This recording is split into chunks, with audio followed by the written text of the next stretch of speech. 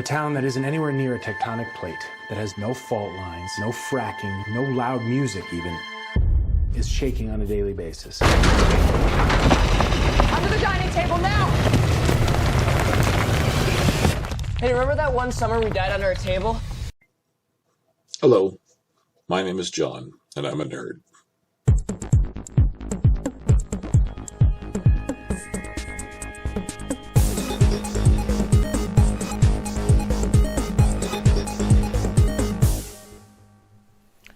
Hello everyone. Yesterday I had the fortune of being taken to see the new Ghostbusters movie, Ghostbusters Afterlife. And after having watched the 2016 movie, it was given to me free. I paid nothing for it, and I would not have because I had heard enough about it. And when I watched it myself, I was in complete agreement that it was far from the best movie I've ever watched, and pretty close to probably the worst one I've ever watched. But I'm not here to talk about that movie. I'm here to talk about Afterlife, which I saw. Now, when I got home from watching it yesterday, I wanted to jump right on and talk about it because I enjoyed it. But I thought maybe I'd better let it stew for a few hours and see if I had any different thoughts than I might have in my first initial reaction. I know with The Force Awakens, when I first saw that, I was kind of enjoying it, but as I was watching it, I was going, oh, wait a minute, this is just Episode 4, A New Hope. Just kind of moved around a bit. But that's really all it was. And after about 24 hours of thinking about it, I decided that, yeah, that's exactly what it was. It wasn't just my imagination. I did go back and see it several times because I was hoping that maybe in the future it would come in and develop into something more with the subsequent films, which obviously did not happen. I did not have expectations for this one. Very high expectations. Now, I'd heard some good reviews about it. I did not watch any of the reviews because I am one who does not like spoilers. Don't like to know the story before I see it. So again, for that very reason, I won't be doing spoilers in this review or conversation about a film. If I do unintentionally give anything away, I apologize ahead of time. It's not my intention. I'm going to be speaking about this as generally as I possibly can. There are specific things, obviously, that happen in the film that I will probably allude to, but I don't think you'll get it until you actually see the film. And if you've already seen it, then you'll know what I'm talking about. So, overall, I enjoyed the film. There were a number of things about it that I did enjoy, and I want to go into some of the details of that. First of all, now this may or may not be a spoiler-ish sort of thing. It's just basically I'm talking about the construction of the film itself. It begins with a kind of a setup scene that's kind of could get you right into some action and some fun aspects and a little bit of suspense. And then, once it's got your attention, it cuts to the more personal and world building aspects of the film, where you meet the new characters that you've never seen before, except in the trailers. And one thing, and that's one of the things I really like about this film, is it takes the time to really get you interested into in the characters themselves, and not just blap, these are these characters and all this stuff happens to them. No, you get to learn a little bit about who these people are. One of the things that has been a big complaint in recent films is, as in The Force Awakens, as I alluded to earlier, or mentioned earlier, a lot of the recent films have been taking established, appreciated characters and beating them down to nothing to replace them with virtue signaling characters. Like, that's what Rey was. She had no character development. There was no story arc. She was just there, and she was wonderful. And there was no reason why she was wonderful. Now, this film, Afterlife, does have a female lead. Is that good or bad? That doesn't make any difference if the story is good and if the character is well developed, which this one is. They actually take the time to introduce you to the character, introduce you to her family and her surroundings, and how they become part of this other story that we know from 1984. So it takes the time to do that. That's another thing I enjoyed about it. And it wasn't boring. They were interesting characters. They weren't just flat cardboard people. They seemed like real people. The film was, as I'm saying, I'm going through the construction of it. It was well constructed. It was also well written. That was another aspect of it that I appreciated, because the interpersonal relationships, the dialogue and the things that they say to each other and how they react to each other are what make you invested in them. And these characters were well written. They talk to each other like you would talk to your own family. I mean, I have a family member that does exhibit or seem to share. So there's no diagnosis listed in this film that I'm aware of. I don't think they ever say a name of anything, which I appreciate that. But it's very obvious that one of the characters has some certain character traits that are not considered normal, whatever normal may be. And I have a family member that is very similar in character to this person. And the relationship that they have, the family has, the parent and the child and so forth, they're well written. They're real. They feel like this could really be happening. It could be your family.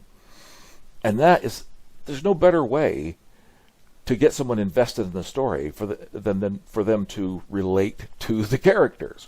Now, like, I don't necessarily have to look and smell and sound and talk exactly like these people, because I don't. But they're real characters. They come across as real characters that you could relate to and meet any day. And they're put into these extraordinary situations. And that is another thing that is a draw to an audience, is relating to a character and then putting them into a situation that is completely foreign or threatening or whatever. And then you then feel that you're threatened, or you are also part of this adventure. So yes, it was well written. Now, in addition to the fact that it's a well-written film and well-constructed, it's also well acted. Whether anyone will get any Academy Award nominations, I kind of doubt that, but it's believable in the way that it's acted. So I would definitely not want to leave that unmentioned. Sometimes you watch movies that are really good for other reasons, but the acting leaves you a little bit cold. This one won't. It was well done, and I really appreciated the effort that the director put into it in his writing. Son of Ivan Reitman, Jason Reitman. Nice to have them involved. Ivan Reitman was the director of the original film.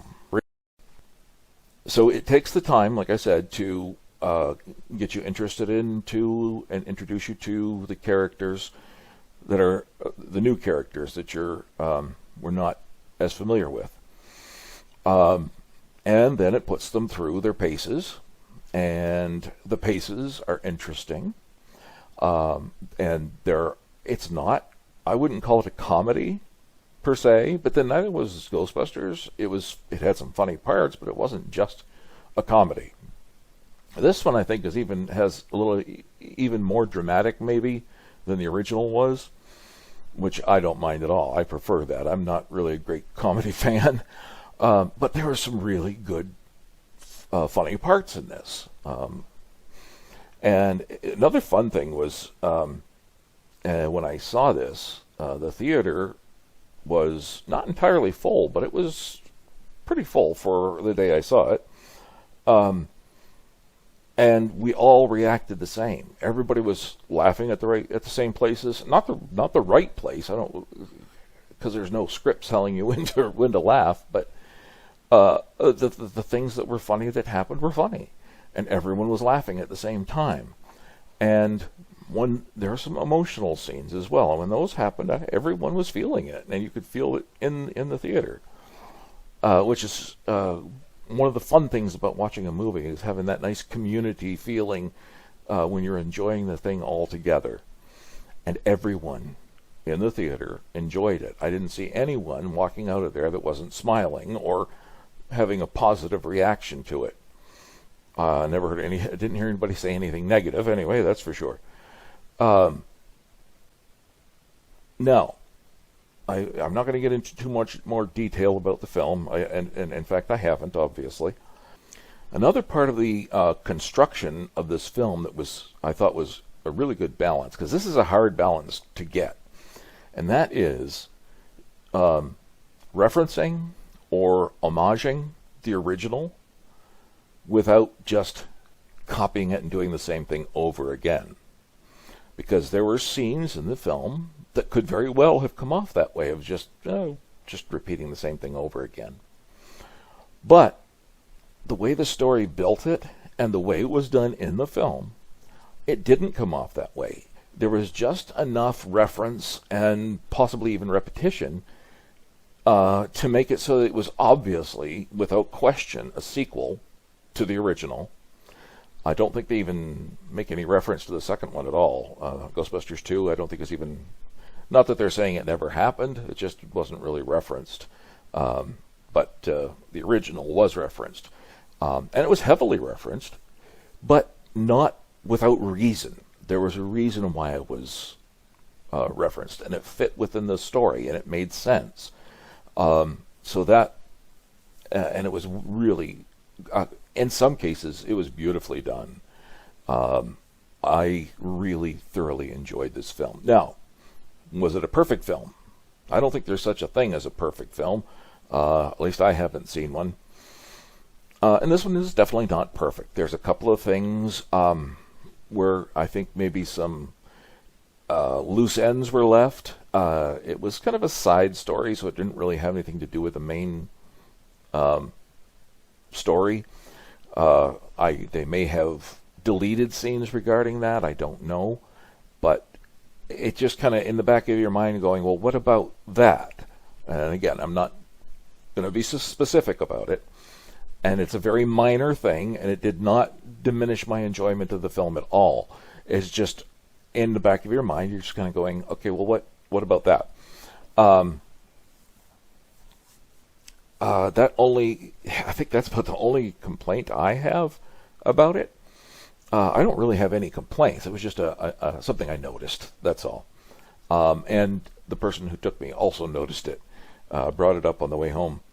Since I'm the awesome Canuck grandpa, and Canuck is reference to the Captain Canuck series, and he is a captain, and when a captain is greeted or approaches or is passed by a superior officer, what do? They salute. So I'm going to do a 5 salute scale as opposed to out of 10. So there'll be some kind of like half-hearted salutes in there too, maybe. Because I would probably give this about 4.5 salutes. So there's 1, 2, 3, 4.5. That's my opinion. Definitely, if you have the time, I would recommend seeing it. I think you're going to enjoy it. I think this one is better than the original. But it wouldn't happen without the original, so you can't discard that. I hope you enjoy it when you see it.